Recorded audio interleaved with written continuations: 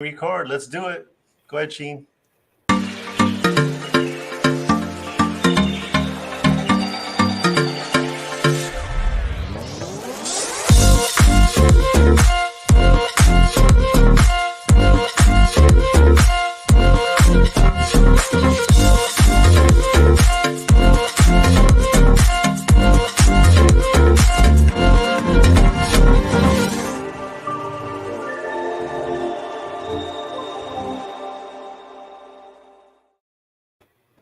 Well, hello. That's my favorite character, Lemony Snicket and whatever from the Netflix. Anyway, I always like our shows to not be one of those dealios where people are fast forwarding through the first 30, 40 seconds because we're doing all the intro balonies and this and that, and there's no content. So let's get to it right away. Adrian, who do we have on our show today, and what are we going to be talking about? Well, first of all, happy Aloha Friday and Black Friday, because I know everyone is excited for all those sales and full of turkey and their Thanksgiving dinner. Yes. So we are excited to have Chad Shimabukuro here. He is our team leader, principal broker at Keller Williams Honolulu. He also has I don't even know how many mortgage licenses and real estate licenses. So many I can't even count. Just a lot of them. A very smart guy. He knows a lot of stuff, and we're very excited to have him on again. He's a repeat guest, and we're going to be talking about the markets and the shift. I'll tell you my three favorite things about Chad is that he has a servant's mentality, which is perfectly in alignment with our culture about coming from contribution. He has a very huge depth of knowledge regarding the real estate industry and a lot of experience, actual experience of being in the industry. So I think it's if you're an agent out there and you're wondering, what am I going to be doing in the shifting market? Now would be the time to get out your pen and paper and start taking some notes. So Chad, welcome to the show. Hey, thank you. I was hoping that handsome or funny would be one of the qualities too, but that next time, maybe we should extend the list to 5 things that you love about Chad. Yeah, that goes on. And you are both handsome and funny. Yes, thank you. I agree 100%. So, Chad, real quick, let's if anything, here's the context of what people need to be taking notes of. And even if you're not an agent, this is probably something good for you as buyers and sellers to be aware of. What are the strategies that you need to be holding your agents accountable to in the shifting market? So let's see if we can in this next 17 minutes talk about 5 things that agents need to be doing to be prepared or for the shifting market. What would be one of those things? I would say let's start off with the newer agents, because we know over the last few years we had so many people that entered our industry and it was a completely different market, and now things are just changed. So what should these newer agents to the industry, what should they expect? What can they do? Give us those insights. I would say as a brand new agent, there's so many things that are important, right? To narrow it or boil it down to 5 is always tough. But I think the number one thing, especially if you're a new agent, but even if you're kind of mid-level or very seasoned and experienced, it's training. Training goes kind of hand in hand with coaching, and as Attilio likes to put it, is being growth minded. And that's huge. And the reason why that's huge is you guys have been doing this a long time as well, is every market's a little bit different. When the market shifts, you can't do the same things that you did in the previous market and expect similar results in a brand new market. It's different type of negotiations, different climate out there. The demographic is going to be different. The stats and what you're leaning into is going to be different. So what I've seen a trend of, oddly enough, is I've seen a lot of real estate agents who have just been doing this for maybe a couple of years, and they've had huge success, which is phenomenal. Those agents are now having coaching companies and all these other kind of things. Yet I've now as I'm looking at stats, their business has declined substantially. And it's because they don't know what they don't know, right? They thought, hey, the last 2 years of success that I've had, this is a forever thing. And it's not a forever thing. You have to keep changing it. You have to kind of keep being ahead of what the market is. So that training, the coaching, the education, all those are things that we talk about is things that you have to stay current with. So, Chad, you sent an email out to our entire company, and one of the statistics that you had stated was that there's going to be some agents that may be giving up or getting out of the business. Let's chat about that. Yeah, I mean, every shifting market, there's going to be a little bit of an exodus and an attrition. That's normal anyways. But when the market shifts, a lot of agents that were doing this either part-time or just starting out, if they don't have the proper lifeline, which is the right brokerage to be with, the right mentor, the right coach, the right system and tools and so forth, a lot of them are going to go, this is too tough. I need to go do something else. I need to get a real job or whatever that is. And in fact, real estate is a real job. It's not only a job, it's really a career and a journey that you can be super successful on. But we expect, just based on last shift numbers and what have you, that it's probably going to look like anywhere between 30 to 40% of our industry will exit. And some of them are because they're retiring and they're at the end of their career. And a lot of them are just going to kind of tap out, unfortunately. They don't need to do that. You can just reach out to us for help and we'll be happy to guide you. Do you think are you saying like the mice might be leaving the sinking ship? That's exactly right. That's exactly right. And why do mice jump off a ship? Because intuitively they know it's going down, and so they start jumping off. And but I would encourage agents out there to be the captain and the crew and just stick with the ship. Because have we gone through this before, and will we go through this again? The answer is absolutely. There's been many shifts. In my career, I've been doing this for 22 years. I started when I was 3 years old. So don't do math. Yeah. And I've had one huge shift, which is the mortgage meltdown, and I've had many shifts because I've practiced in the mainland as well as here too. I know you guys have gone through different shifts, and our brokerage specifically, and I know your specific team business has absolutely quadrupled and relished in the opportunity during a shift. So I don't want someone out there to think the shift means the sky is falling. What the shift means is you better lean into the training and the growth and opportunities, because they will show up, but they'll show up if you're doing the right thing and you put work in. And Adrian, we love the shifting market. Why? Because it's an opportunity. And then also it gives us the chance as agents to really shine and show our value, to be creative and really educate. I think this market that we're coming out of, it was very easy to with buyers and sellers. To have a misperception that you stick a sign in front of a home and it gets sold. Yeah, and even back then that wasn't necessarily the case either. But the spotlight becomes more on, what are you doing for me today? And for us, we've always been doing a ton for our clients. But I think it's not that we're going to, even with Adrian and myself, it's not that we're changing much of what we're doing, but more attention or appreciation. Noticeable now. More appreciation of what we do will be there in the marketplace, because you're going to need the following things that we're going to be covering. You need those to be firing off. I think what that's called is like we're going into a skills-based market. Absolutely. And that's where that training and education really comes into play. And then even like accepting mentorship or partnering with, maybe a more seasoned agent. It's like there's so much to learn and to know. And then I'm sure that there's going to be things that are new to this market that we did not experience in that last market shift. Yeah. But go ahead, Chad.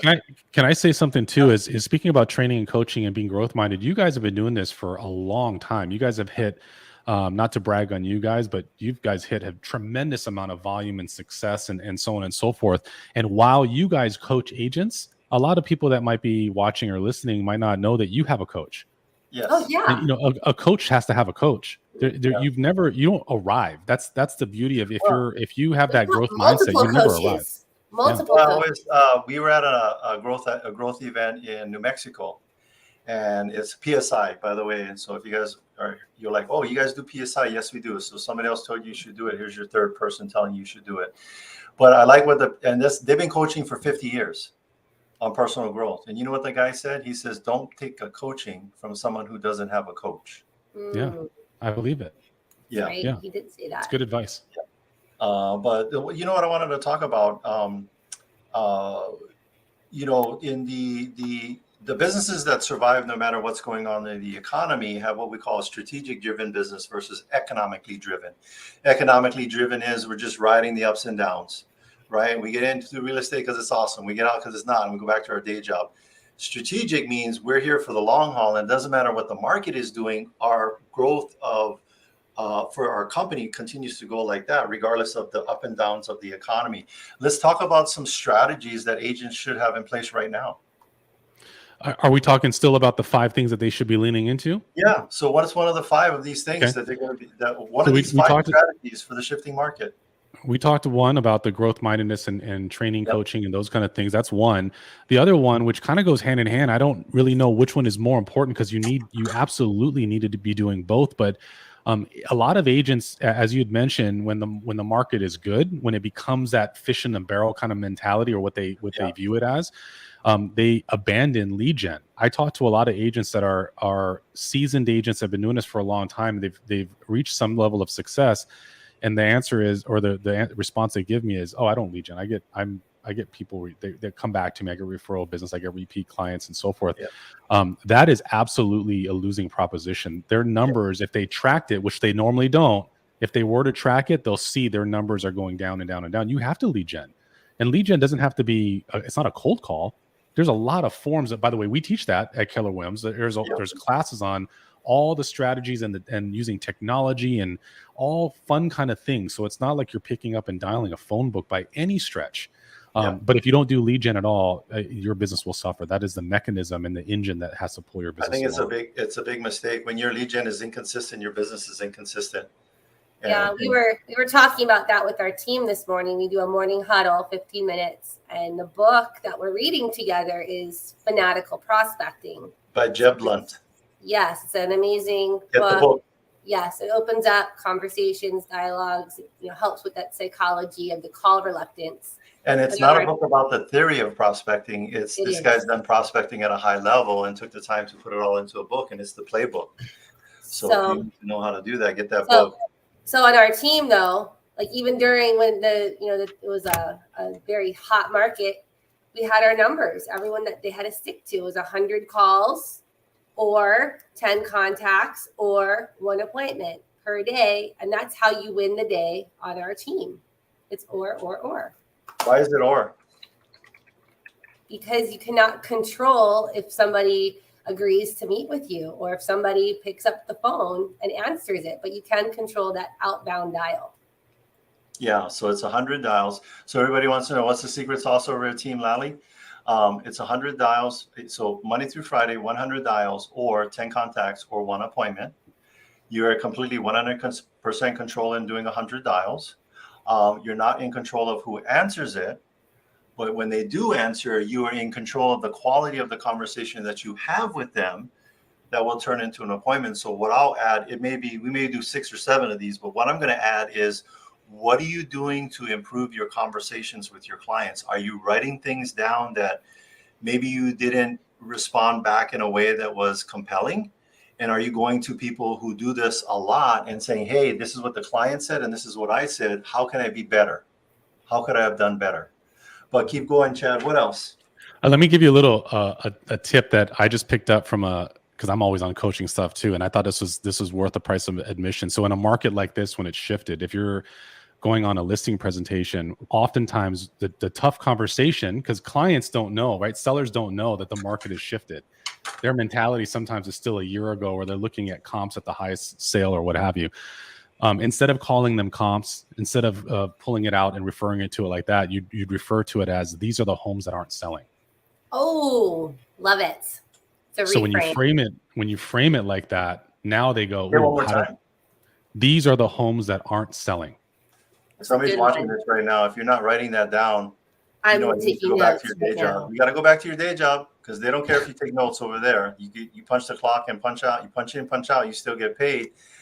As a licensed agent on Oahu, working as a 1099 straight commission, do we get paid if we just punch in the clock, just checking it, phoning it in? What's a clock?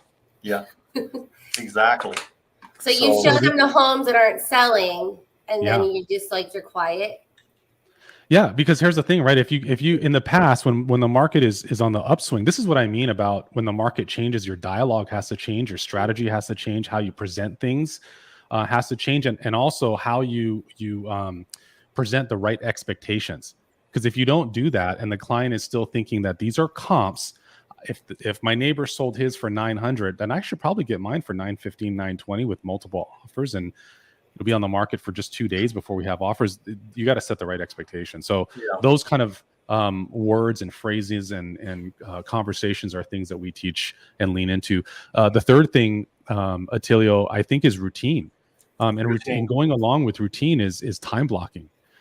You mentioned that you guys have a morning huddle. You mentioned that you guys lead gen as a team. I'm assuming that you pull up your and your team's calendar, and it's in the calendar.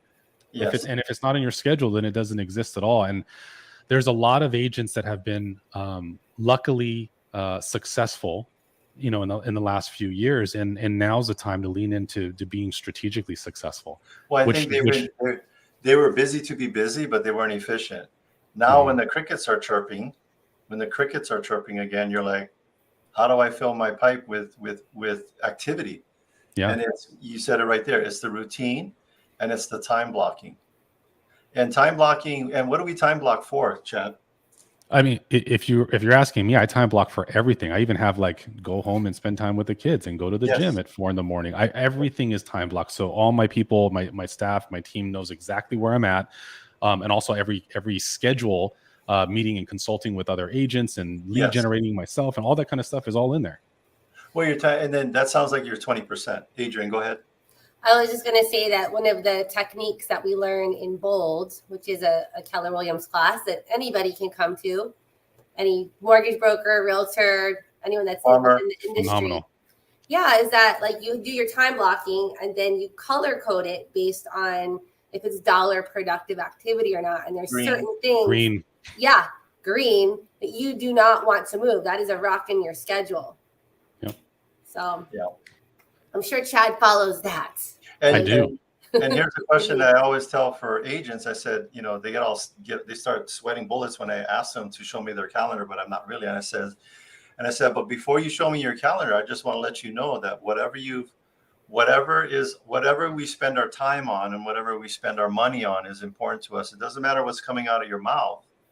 Whatever you spend your time on and whatever you spend your money on. So I don't even need to meet you. All I need to do is take about 30 days, go back in time 30 days, and I'm going to look at your calendar and I'm going to look at your bank statement, and I'll know what's important to you.